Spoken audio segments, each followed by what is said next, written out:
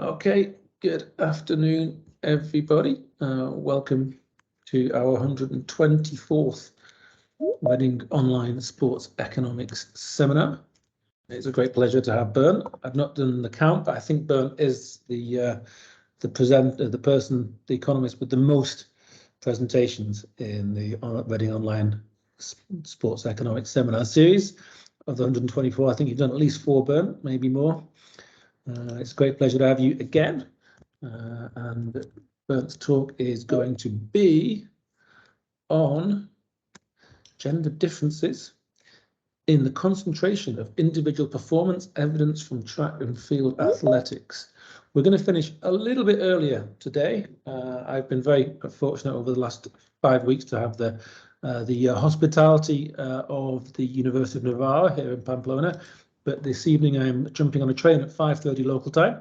So I need to get to that train station, and in order to do so, we'll have to finish a little bit earlier. So Bernd has kindly agreed to finish his talk a touch earlier, and at 4:30 local time, which will be 3:30 in the UK and earlier still in the US, we will wrap things up. So without any further ado, without wishing to constrain Bernd's time any further, Bernd, please do take away your talk. Thank you very much, James. If I am, as you mentioned, the record holder, I should be able to share my screen immediately, but for whatever reason, that is not as trivial as I thought it would be. It sometimes wants me to update some kind of driver whenever I try and share my screen. Unfortunately, my PowerPoint doesn't start. Is it the same set of slides that you sent to me a while back, Bernd? Slightly amended, but not that much. Because I could share those, or you could send the amended ones. Yeah, I'll send the slides immediately. Sorry for that. That's okay.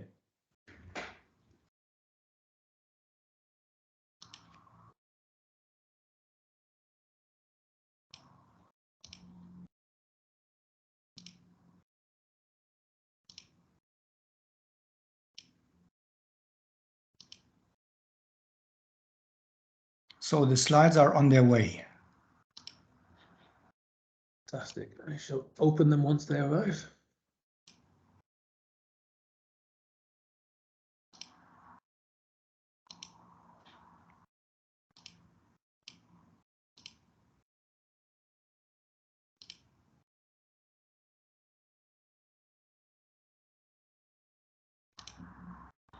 Between Germany and Spain seems quite slow today.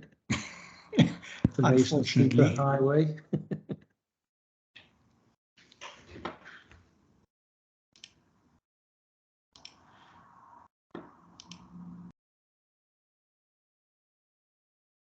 Very slow.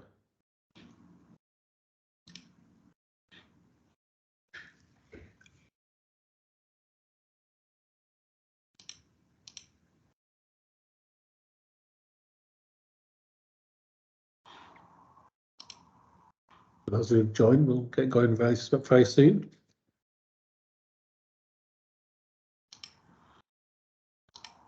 Is it a big file, Bernd? 2 megabytes. It's not that much. So I should check my junk. Did you go and do it in my junk? Not there either.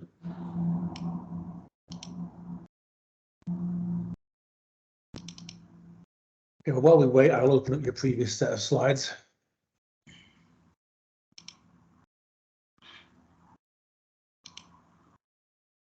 That does involve finding them as well, of course. That is strange.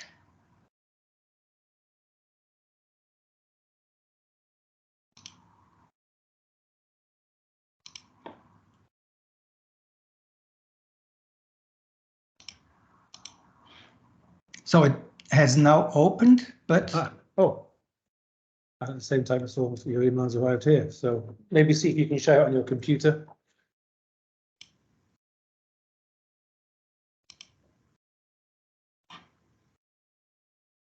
No, it's open, but I cannot share it. Share button. Okay, well,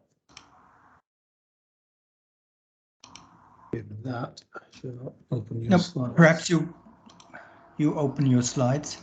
Yep, I'll open them and then. But actually, you should have the option to take control, actually, so maybe we can try that once I share.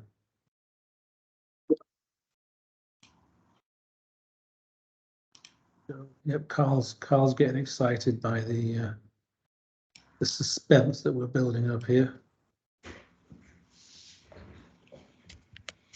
Okay, so there you go. If you want to guide me with the next slide, please, I can, or I can give you back. I can give you control. Perhaps. There you go. You got control, but you're controlling my computer. Great. Thanks a lot.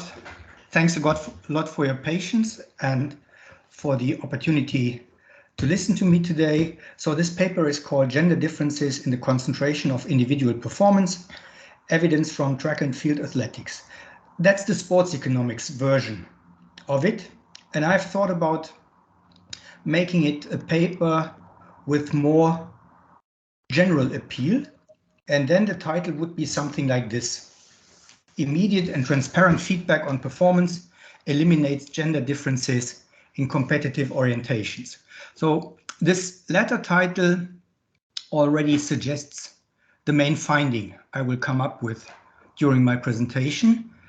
There are today only small differences between men and women, and over the last couple of years, the level of competitiveness between male and female track and field athletes has converged quite a lot.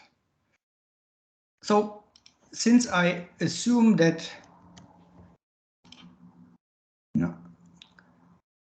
not everybody is equally familiar with track and field, which used to be a very popular sport until, let's say, about 10, 20 years ago, with the exception of England, where it still receives lots of public attention, it has virtually disappeared from TV.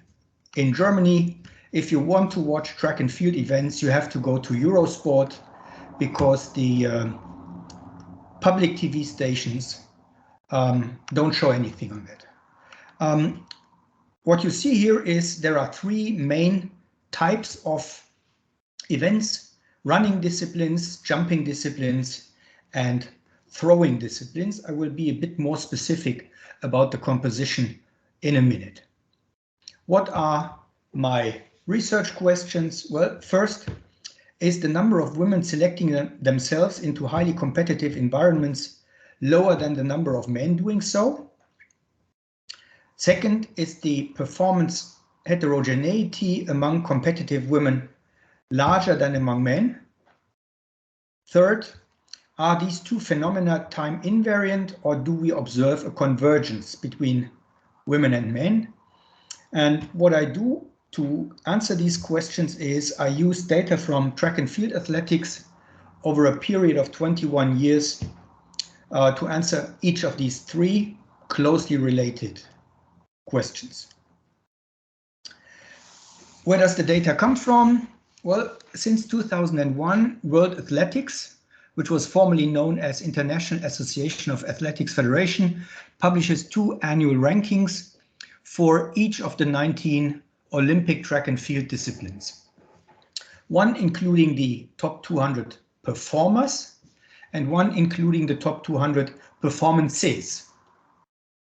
While the former ranking includes 200 different names, the latter includes up to 20 performances by one and the same athlete delivered in the same year. And that means when you combine these two rankings, you can calculate various measures of concentration of athletic performance in different ways. One particular issue that I'm interested in is how many men and women deliver the top 200 performances in each year and event.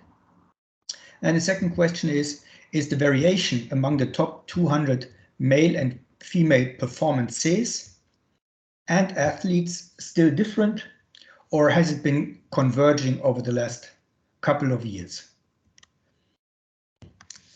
So apart from the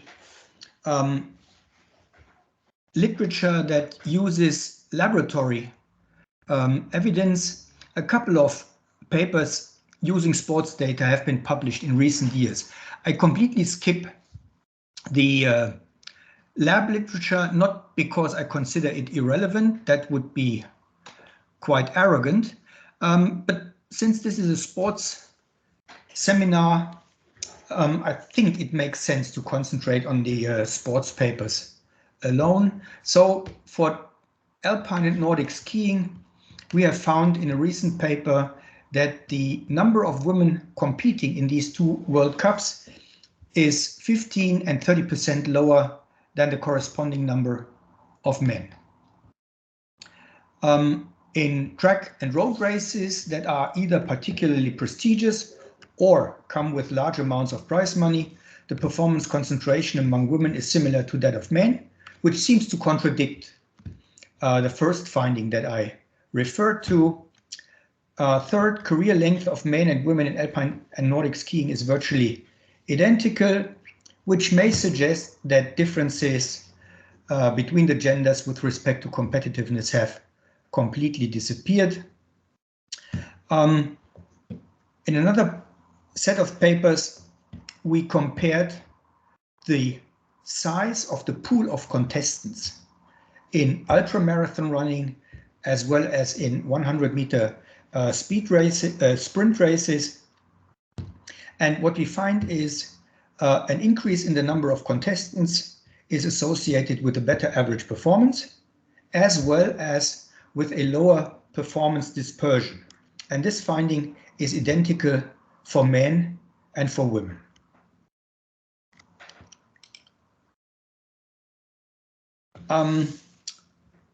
I do not refer to all of these papers.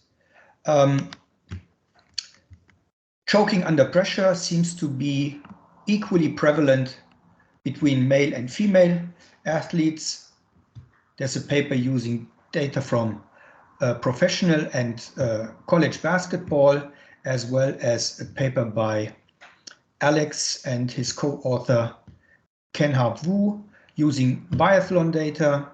What I find particularly interesting here is a set of papers by Alison Booth and co-authors. Speedboat racing seems to be a big sport in Japan, and it's one of the few sports where men and women compete in the same races. And what Alison Booth et al. Find that in speedboat racing, women are initially less skilled than men, but average debut women's performance improves faster than debut men's performance. And after gaining some race experience, the gender gap in skill and performance completely disappears. In another paper, the authors find that women's race time is slower in mixed sex than in all women races, whereas men's race time is faster in mixed sex than men only races. And in the mixed sex races, men turn out to be more aggressive than women, in spite of the risk of being penalized for rule infringement. And that nicely coincides with two papers that use chess data. Gerdes and Grenzmark in their 2010 paper in JIBO find that men choose more aggressive strategies when playing against female opponents, even though such strategies reduce their winning probability. And it's getting even worse. In a companion paper, Treber, together with Gerdes and Grenzmark, find that men choose particularly aggressive strategies when playing against attractive female opponents, while women's choice of strategy is not affected by their male opponent's attractiveness. So obviously, men are willing to run into a disaster if they are paired against women and in particularly against attractive female opponents. I leave it open what the reasons for that might be. So the data that I use can be seen here. We have top 200 male and female athletes each year from 2001 to 2021, 19 different events. That means we have 200 athletes times 21 years times 19 events times 2 genders, and that yields close to 160,000 observations. And the same data set exists for the top 200 performances, again yielding the same number of observations. And this is how the this is a screenshot of the data. The first slide, you have the 6 best athletes on the 100-meter sprint among women in 2021. And the next picture shows you the top 6 performances. There are only 2 women among the top 6 performances, or responsible for the top 6 performances. And to summarize that, you see here that in 2021, 51 athletes produced the 200 best performances in the women's 100-meter sprint.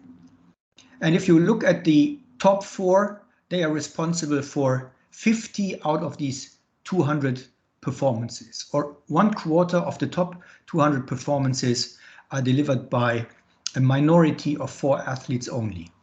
And you see how that goes down. So there are 21 athletes with 1 appearance only, 7 athletes with 2 appearances, etc., etc.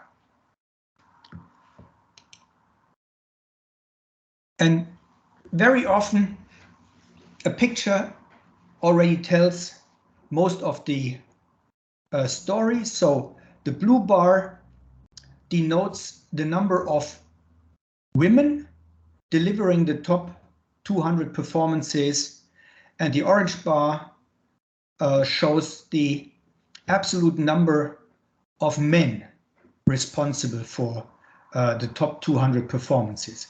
What you can see is the number of men is always marginally higher, but what is perhaps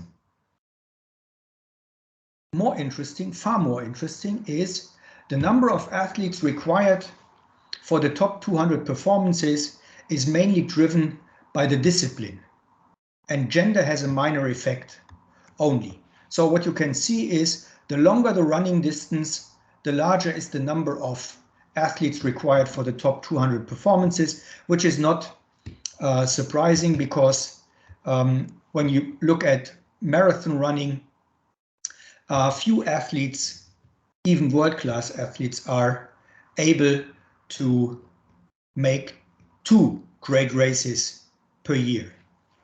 And when it comes to the jumping disciplines, it's again a slightly larger number among men and women required for the top performances.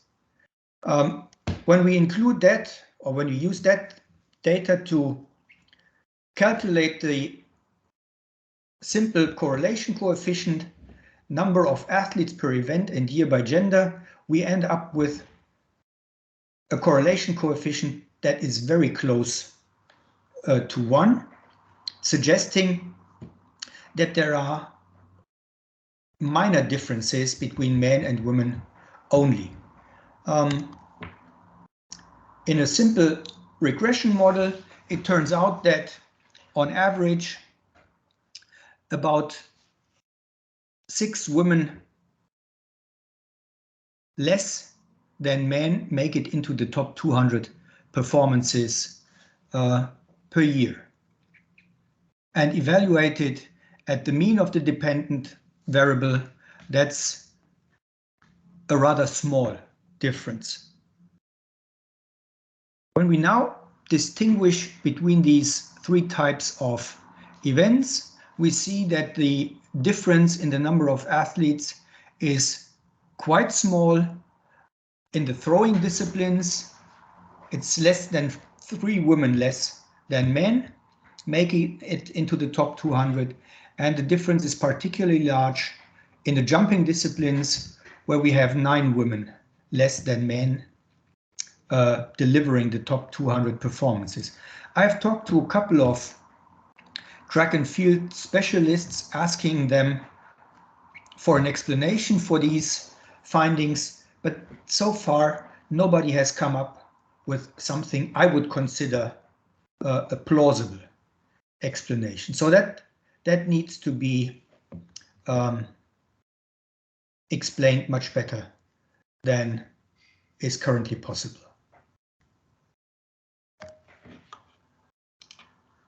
Let's move on. Oops. A bit too quick.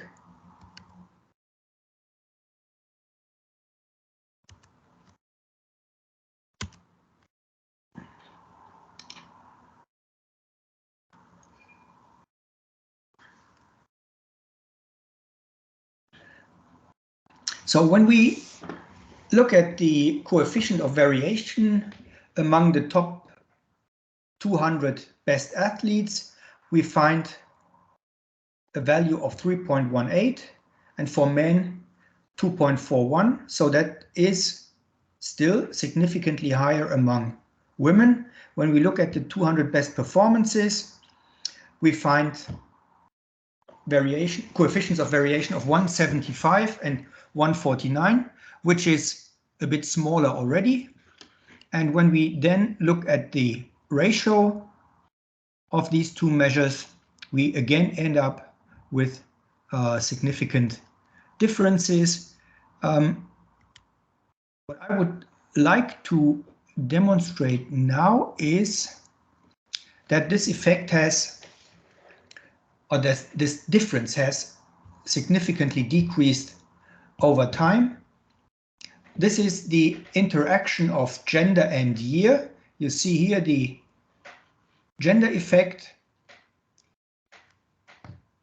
The coefficient of variation is significantly higher among women, suggesting that there's a larger heterogeneity among the 200 best athletes, as well as among the 200 best performances. But what you can see is, among the 200 best performances, that effect is far, far smaller than among the 200 top athletes, suggesting that the pool of athletes is far more heterogeneous among women than among men.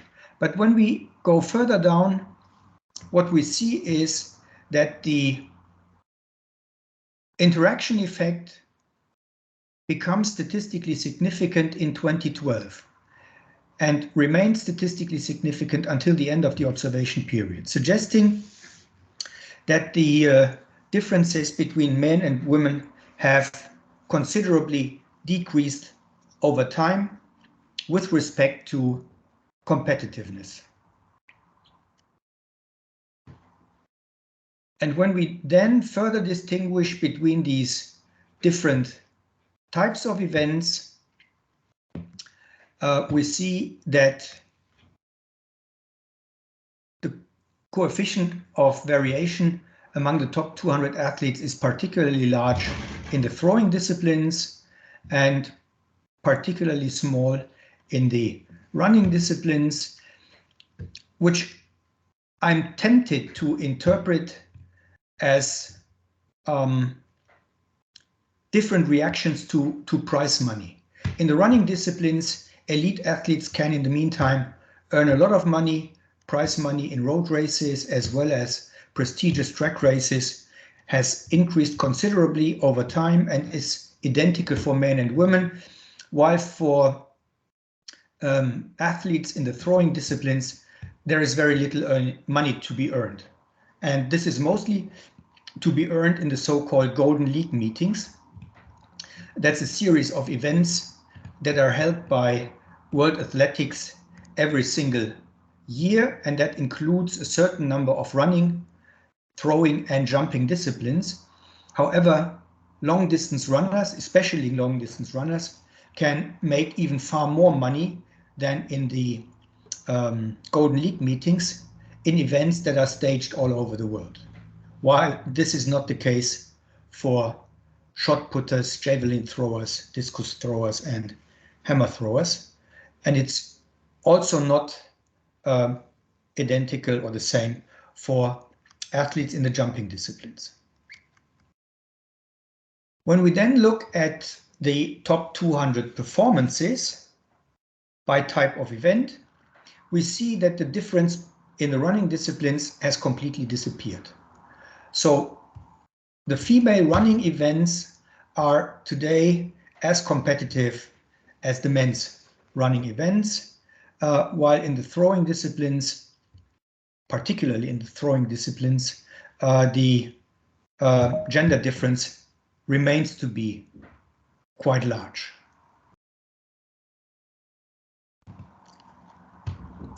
When you then look at the ratio of the coefficient of variation of top 200 athletes and the coefficient of variation of the top 200 performances, a slightly different picture emerges.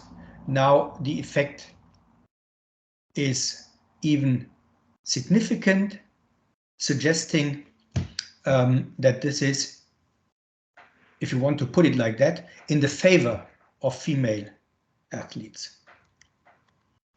So let me briefly summarize my results. The concentration of performances is now quite similar among male and female athletes.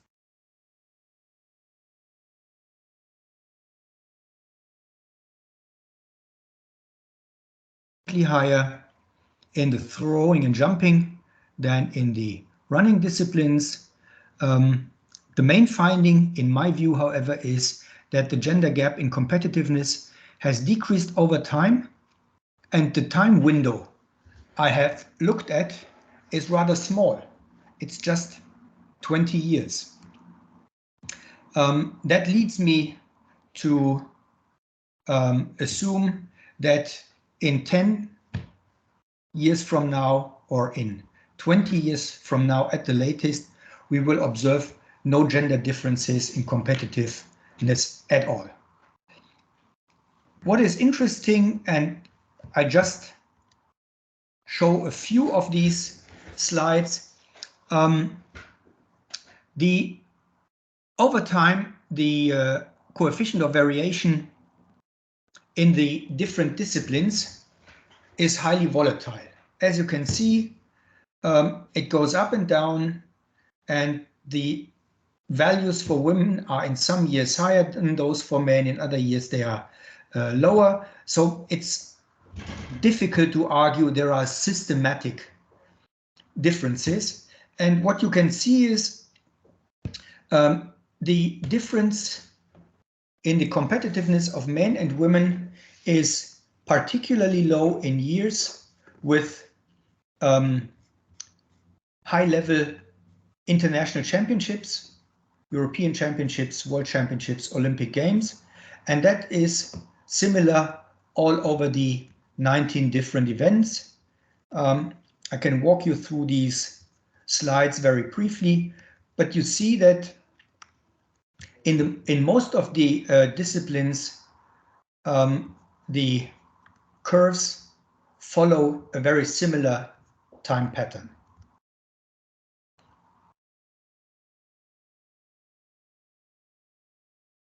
So given that James has to hurry to get to the airport, I will stop here. I'm looking forward to your comments and suggestions, but above all, I would like to thank you for listening and attending. Thanks very much, Bernd. Very timely presentation. Still plenty of time for any discussions that we may wish to have. Let me see if I can. Yeah, now I can see the main window. If anyone wants to ask any questions, please do raise your hand and ask a question. Carl's put one in the chat. Prize money equalization across genders over time and commercial value of success. So I guess that's a question about prize money. Has that been equalized over time? Yeah. So from a historical point of view, the running events were the first ones to introduce identical prize money for men and women, and that induced women to early self-select into professional running much faster than in the other track and field disciplines, where we still observe a significantly lower number of women. What is important to notice in this context is that in the different disciplines, we have different levels of concentration when it comes to the nationality of the athletes. So the middle and the long distances in running are in the meantime completely dominated by athletes from East Africa, Kenya and Ethiopia. And that's identical among men and women. And when it comes to the throwing disciplines, we observe a quite large concentration of athletes from Eastern Europe. For them, prize money may not be that important because they are employees of armed forces, police, etc. So they do not have to rely on prize money to finance their lives. That's similar to what we observe in many winter sports nations. So most of the German winter sport athletes are members of the armed forces or of police units, and that clearly makes a difference with respect to athletes who have to find, let's say, private money to finance their professional careers. Thanks, Bernd. Pedro's got his hand up. Yes, thank you, Bernd. It was a pleasure to listen to your interesting talk.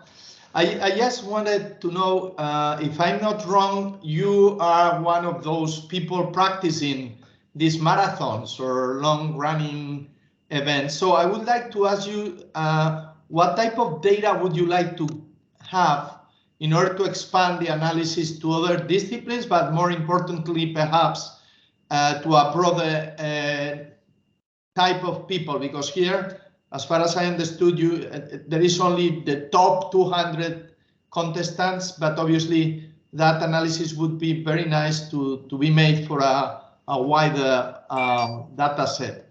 I wonder if you cannot get one of these popular races in cities, for instance. They might have some interesting data. It's just curious. You are perfectly correct in arguing that the results lists of big city marathons should be accessible. So we have worked with those lists in other contexts. You can even download these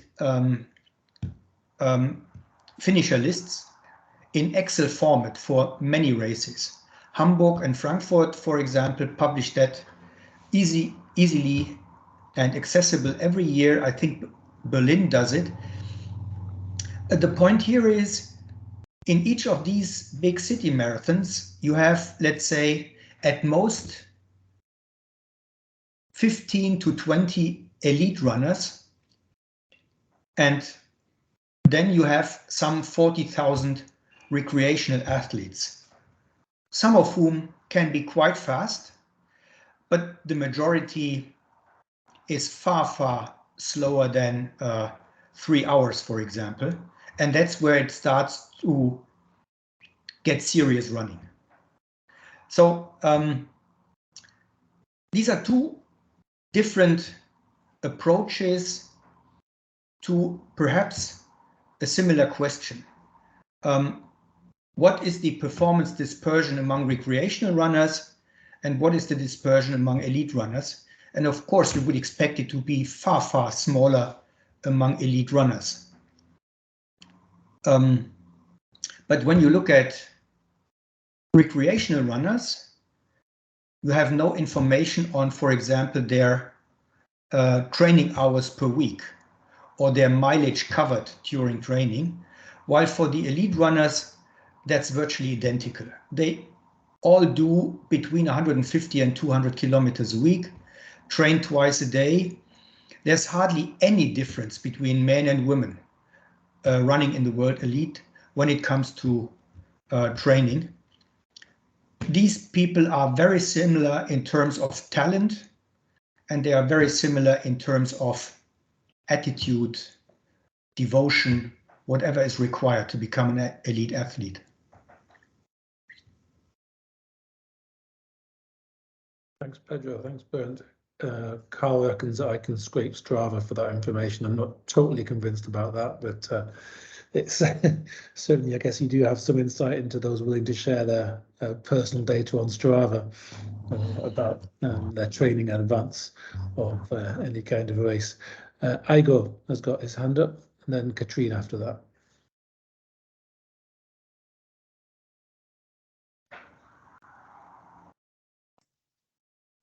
Igor, you seem frozen.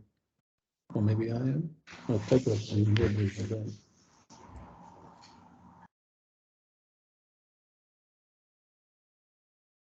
do you want to ask your question?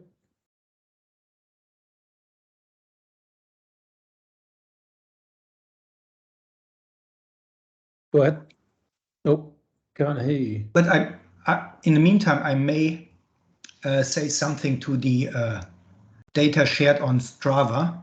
Oh yeah, sure, go on. I've recently seen a paper that combines the finisher times at the London Marathon with the data provided by the very same athletes on Strava. And what you see here is a massive self-selection.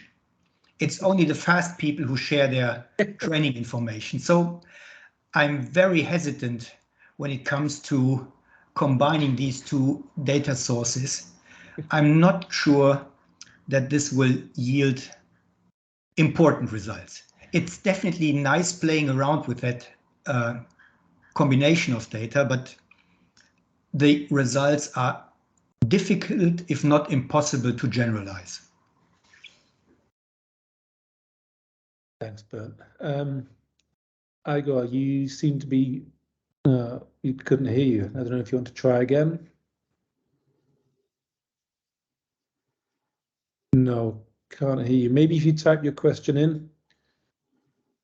In the meantime, we can go to Katrine for her question. Hi, Bernd.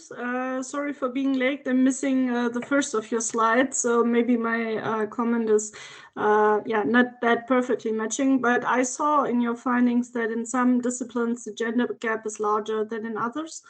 Have you thought about a certain access discrimination, that women have worse access to good coaches or conditions to practice and train than men? Because in some countries, I know it is prevalent that women have worse coaches or not that best qualified coaches than men do have. That's an important question. I must admit, however, I have not thought about that, but that is clearly something I should consider. When it comes to, let's say,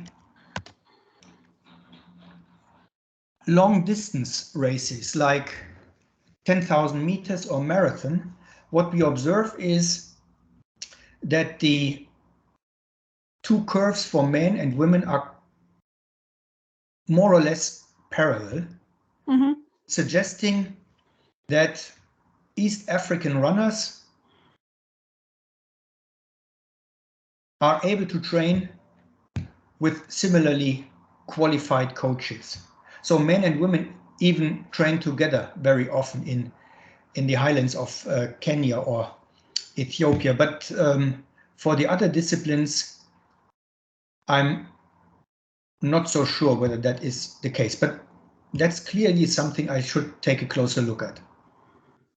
Yeah, because from football, I know that the women's teams get that worse coaches compared to the men's teams, and maybe this is also the case for the throwing disciplines or jumping or whatever. So this could be an origin of your effect, that the circumstances, the conditions of field where they do their training, the stadiums whatsoever, or even the coaches are not the best ones. Mm-hmm. Yeah, thanks for raising this issue.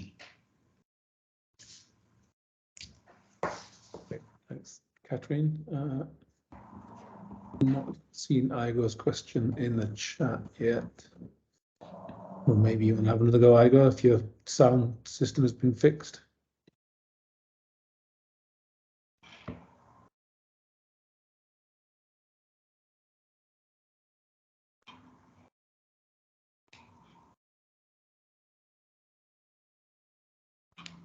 Doesn't sound like we can hear you still, sadly.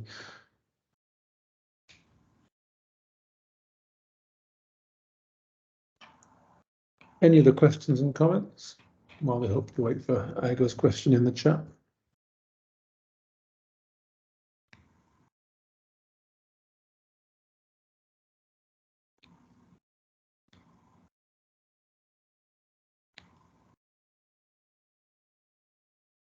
You gave a confident prediction, Bernd, that 10 more years' time and the differences will be completely gone. Was the rate in which I couldn't tell from the coefficients, but is the rate at which the gap was declining linear, or was it kind of more, I guess, tending towards zero? Or It's more or less linear.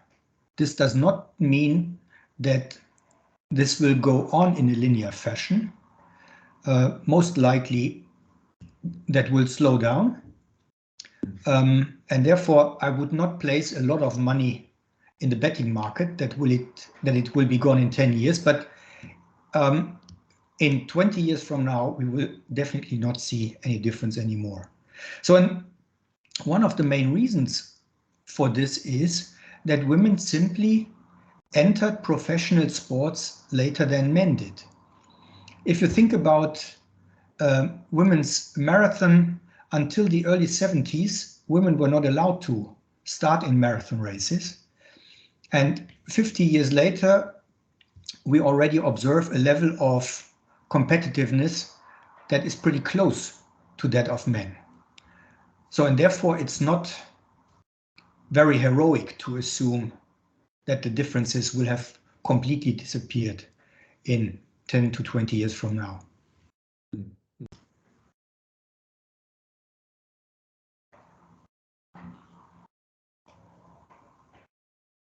any more questions and comments? We still have time, 17 minutes to play with.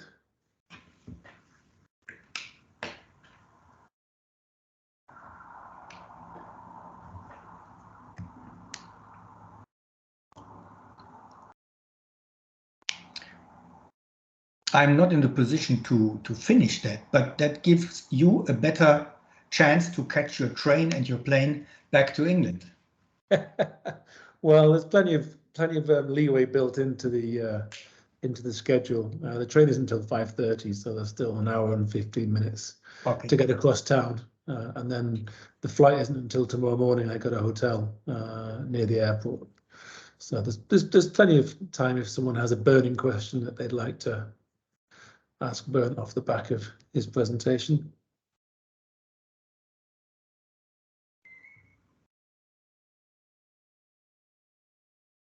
So perhaps I can ask a question to the audience. Starting out with the presentation, I suggested two different titles, a sports title and a non-sports title. If you had to decide, what would you do? Make it a sports paper or make it something of a perhaps more general interest?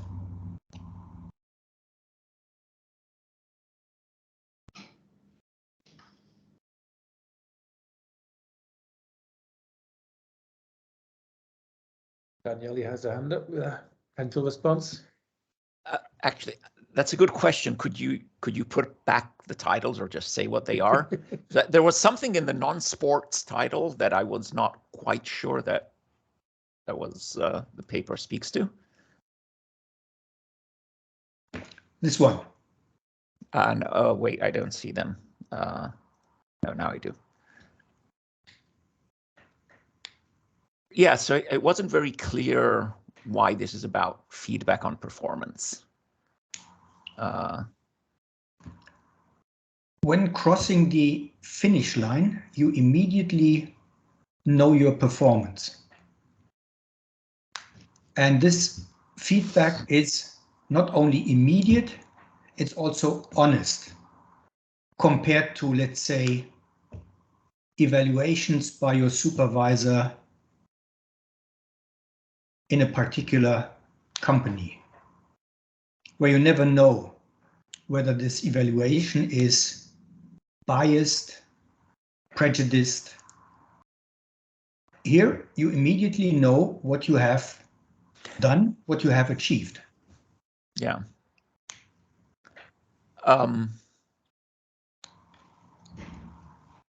It just seems that it's difficult to isolate that it is really about the immediate and transparent feedback that is driving the decline in competitiveness versus many of the other things that could be going on. Yeah, the increasing size of the pool of athletes is also an issue, and that is something I cannot control for. That's clearly a problem. Yeah. So, since you asked, polled us, maybe I preferred the other title. But it's just one vote. What is important? So I still have not yet started to write down the paper. That's all that I have so far. And depending on which title I go for, the writing will be completely different, of course.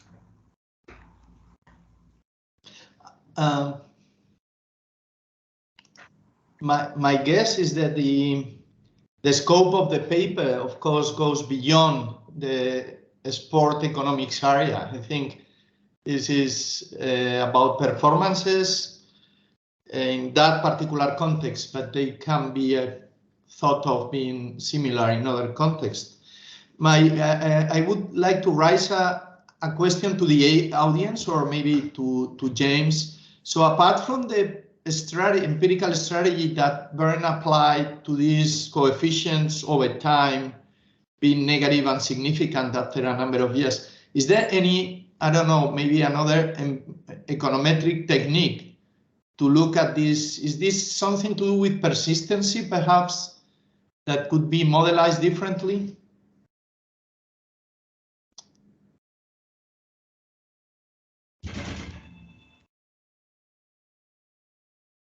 I don't know if anyone is wanting to make some suggestions, or perhaps, Bernd, you had reflect on that, had been discussing this. Well, there must be persistency in the times, the best times each year, presumably. Would that be the case, Bernd? So, Pedro, is that what you have in mind?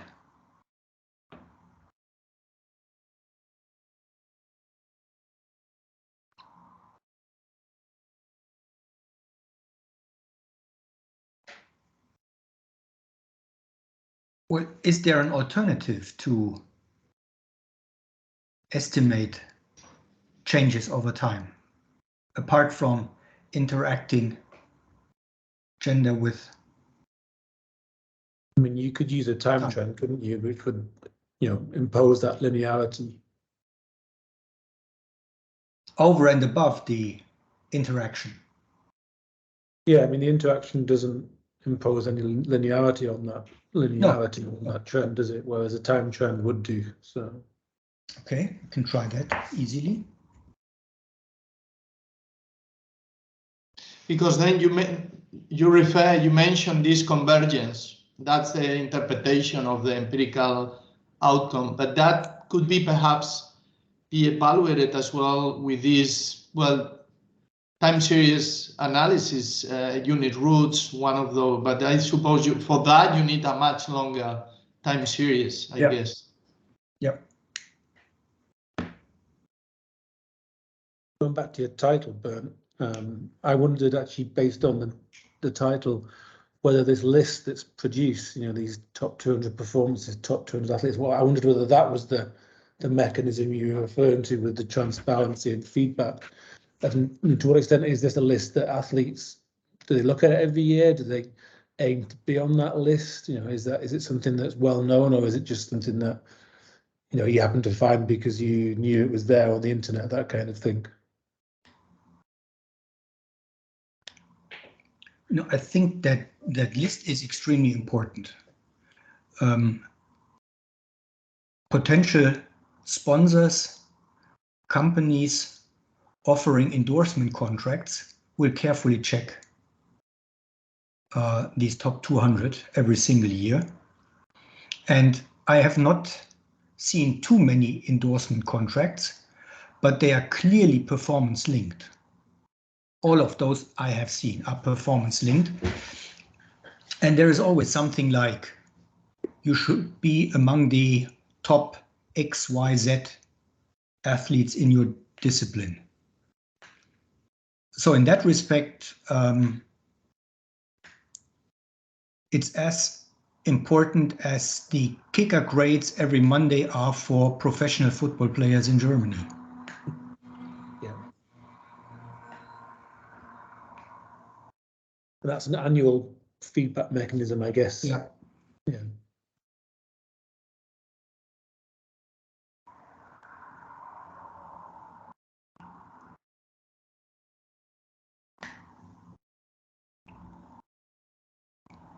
See, the point is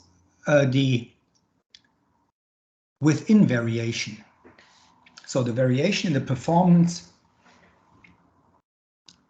by one person is quite small in track and field athletics. Why? Because if they are unfit, if they have an injury, they don't go to the start line.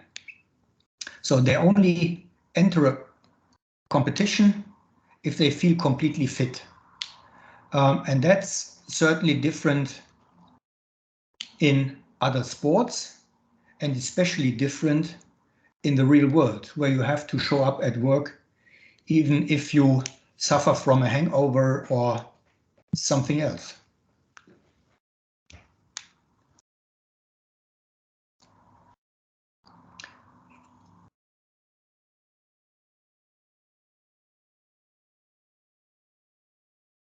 Any final thoughts, reflections, comments from the audience?